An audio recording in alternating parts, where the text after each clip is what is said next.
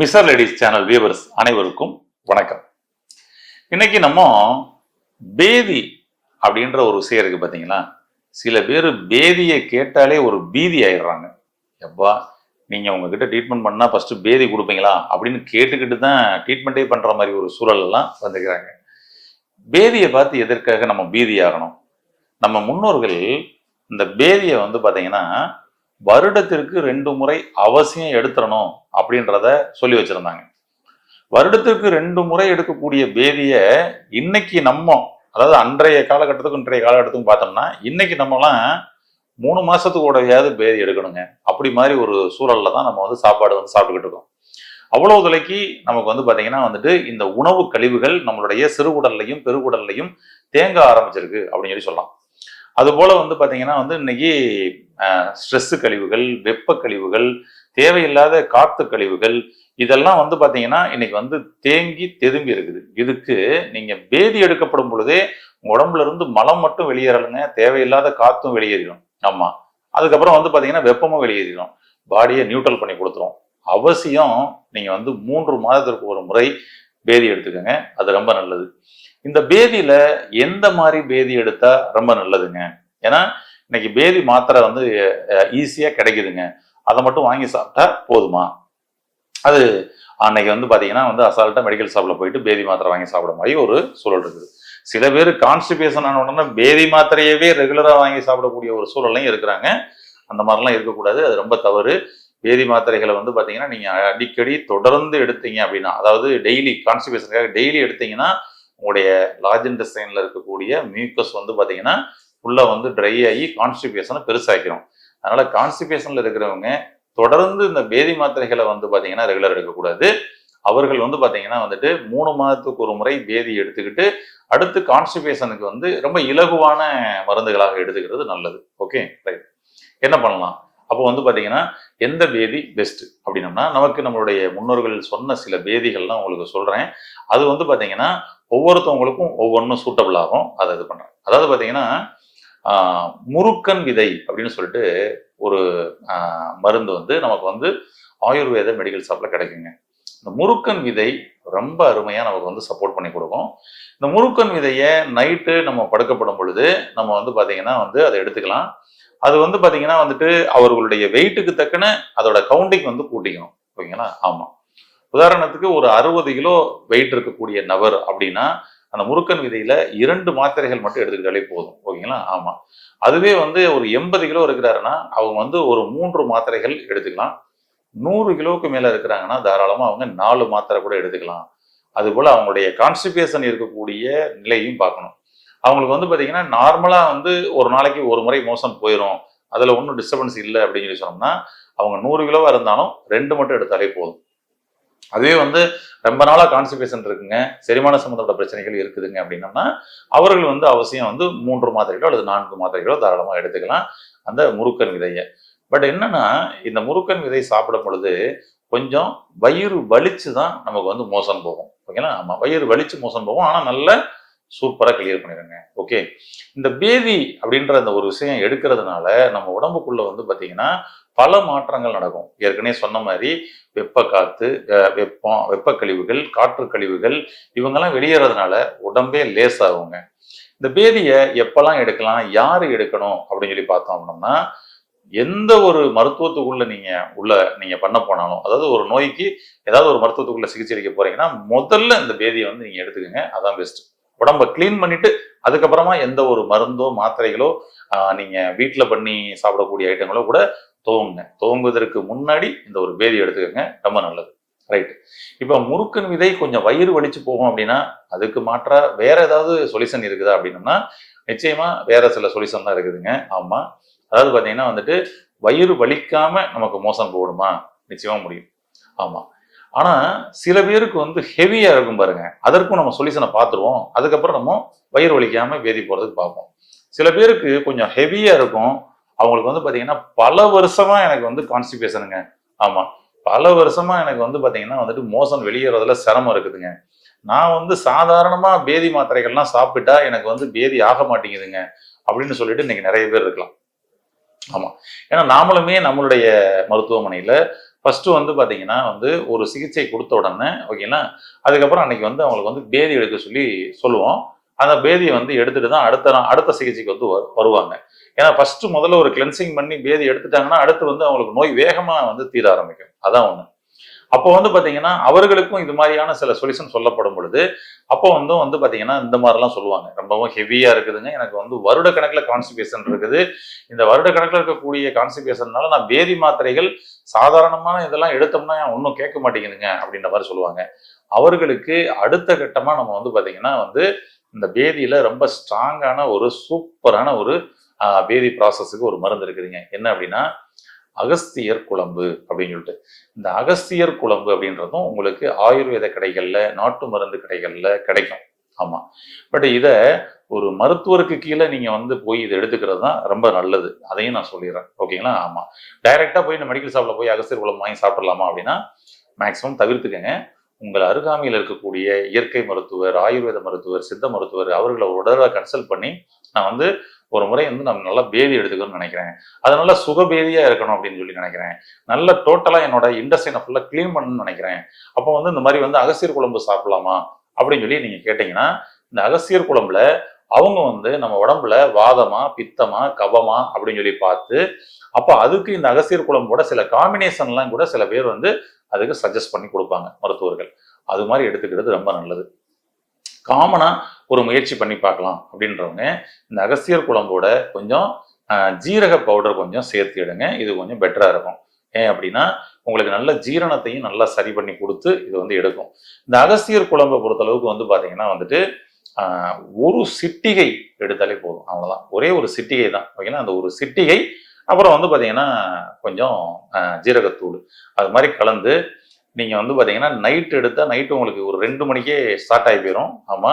அதனால வந்து பாத்தீங்கன்னா வந்துட்டு காலையில நம்ம வந்து அதிகாலையில் நம்ம எடுத்தோம்னா ஒரு 1 ஹவர்ல வந்து பாத்தீங்கன்னா நமக்கு வந்து ஸ்டார்ட் ஆயிரும். ஒரு 6ல இருந்து 7 முறை நமக்கு வந்து போகுங்க. ஆமா. அது வந்து பாத்தீங்கன்னா அந்த போகும் பொழுது உங்களுக்கு டயர்ட்னஸ் இல்லாம தான் போகும். சில பேருக்கு டயர்ட்னஸ் ஆகுது அப்படின்னு சொல்லி சொன்னோம்னா அவர்கள் வந்து பாத்தீங்கன்னா வந்து சும்மா வாட்டர், வார்ம் வாட்டர், அது வந்து பாத்தீங்கன்னா கொஞ்சோண்டு தேன் கலந்து நம்ம வந்து சாப்பிட்டுக்கலாம். அது கொஞ்சம் நல்ல நமக்கு வந்து செமினா கொடுக்கும், டயர்ட்னஸ் ஆகாது. ஓகேங்களா? மேக்ஸிமம் இதில் டயர்ட்னஸ் ஆகுறதுல சில பேருக்கு ஆனால் டயர்ட்னஸ் ஆகும். ஆமாம். அதனாலதான் நான் என்ன சொல்றேன்னா நீங்க வந்து ஒரு மருத்துவரை நீங்க வந்து அணுகி அவர்கள் இதுல வந்து வழிகாட்டுதல் பேர்ல எடுங்க, பெட்டரா இருக்கும். ரொம்ப அதிகமா போகுதுங்க loose motion, 7 time 8 time 10 time போகுது அப்படின்ற மாதிரிலாம் இருக்குதுன்னா உடனே நிறுத்தணும் அப்படின்னு சொல்லி சொன்னோம்னா அப்ப எந்த பேதியா இருந்தாலும் உடனே நிறுத்துறதுக்கு ஒரு சுவிட்ச் இருக்கணும்ல. ஆமா. அப்ப என்ன பண்ணலாங்க அப்படின்னா அதுக்கு நம்ம உடம்புல வந்து ஒரு சுவிட்சும் இருக்கு. ஓகேங்களா? எவ்வளவு பெரிய பேதியா இருந்தாலும் உடனே அப்படி டக்குன்னு நிற்கும். அப்படி ஒரு சுவிட்ச் இருக்கு. அதை ஆஃப் பண்ணோம்னா அந்த சுவிட்ச் என்னன்றதையும் உங்களுக்கு சொல்றேன். அது இறுதியாக எல்லா பேதியும் பார்த்துருவோம். கடைசியா வந்து உங்களுக்கு அந்த ஆஃப் பண்றதுக்கு ஏதாவது சுவிட்ச் இருக்காங்க. ஏன்னா பாத்தீங்கன்னா டிரைவிங் ஸ்கூல்ல ஓட்டுறதுக்கு கற்றுக் கொடுத்துருவாங்க, கடைசியில் நிப்பாட்டுறதுக்கு பிரேக் போடுறதுக்கு கற்றுக் கொடுக்கலன்னா என்ன பண்ண முடியும் இல்லையா? அதனால இது ஸ்டார்ட் ஆயிருச்சு அப்படின்னா போயிட்டே இருக்கும். அதிகமாக போச்சுன்னா நிறுத்துறதுக்கும் நீங்கள் அவசியம் தெரிஞ்சுக்கணும். ஓகேங்களா? அவசியம் உங்களுக்கு அது ஒரு சுவிட்ச் இருக்கு. அந்த சுவிட்சை சொல்றேன். நம்ம பாடியில் அப்படி ஒரு சுவிட்ச் இருக்கு, பார்க்கலாம். இப்போ நம்ம வீட்லயே அதை நிறுத்துவதற்கு என்னங்க பண்ணலாம் அப்படின்னா நிச்சயமா அது வந்து பார்த்தீங்கன்னா ஒரு டம்ளர் மோர், ஒரு டம்ளர் மோர், உப்பு போடாத மோர் அப்படியே வந்து சாப்பிடுங்க. அப்படியே கப்பு சுப்புன்னு அரெஸ்ட் ஆயிருங்க. அதுவே போதும். அதுக்கப்புறம் ஒரு குளியல் போட்டுருங்க. இன்னும் வந்து டோட்டலா நியூட்ரல் ஆயிரும். ஓகேங்களா? பெட்டர். ஒரு டம்ளர் மோர் சாப்பிட்டாலே அரெஸ்ட் ஆயிரும்.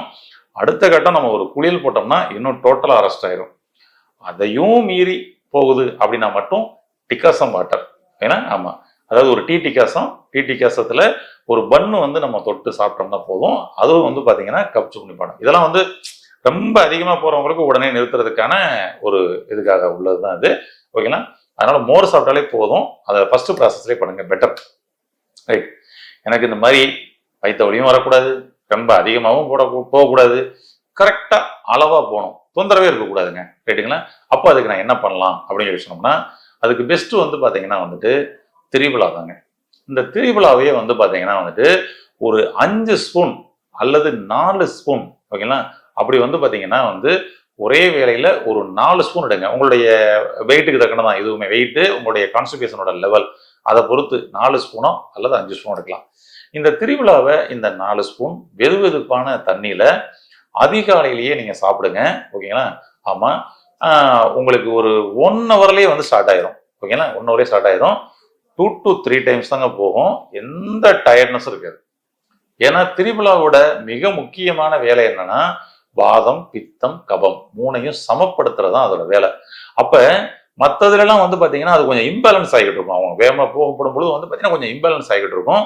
திரிபுலால இது பேலன்ஸ் பண்ணி கொடுக்கும். உங்களுக்கு எந்த ஒரு வைத்த வலியும் வராது, உடல்ல டயர்ட்னஸ்ன்றதும் வராது. ஓகேங்களா, எனர்ஜியே குறையாது, நல்லா எனர்ஜியாவும் இருப்பீங்க.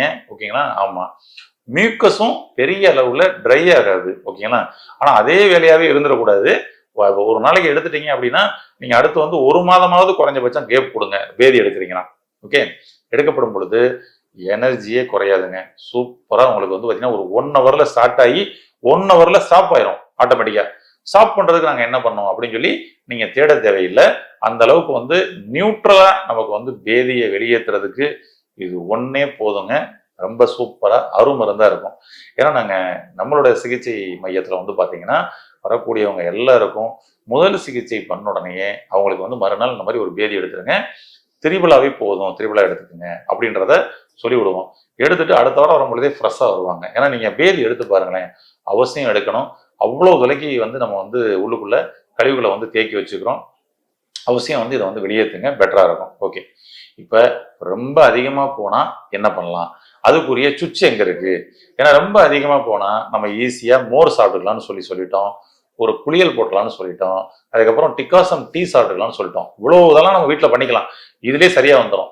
ஆனா சப்போஸ் நான் இதெல்லாம் கூட பண்றதுக்கு முடியலைங்க, மோர் இல்லைங்க, ஓகே, அடுத்தது இது வந்து இல்லை கிடைக்கல அப்படிலாம் இருக்குதுன்னா என்ன பண்ணலாம் அப்படின்னோம்னா, நம்ம உடம்புல ஒரு சுவிட்ச் இருக்குதுங்க.